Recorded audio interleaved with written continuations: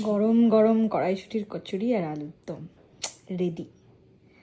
ও yes, দেখ তো কেমন হয়েছে। অসাধারণ। আলুর দমটা কি হয়েছে আর কড়াইশুটির কচুরি, আহা অসাধারণ হয়েছে, অসাধারণ।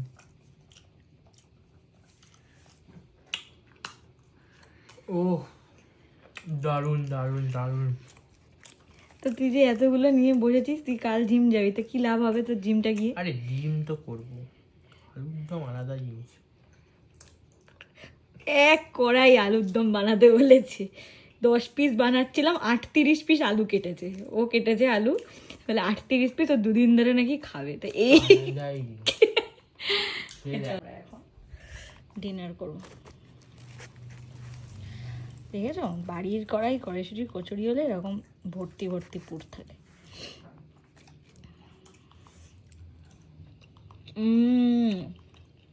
দারুণ।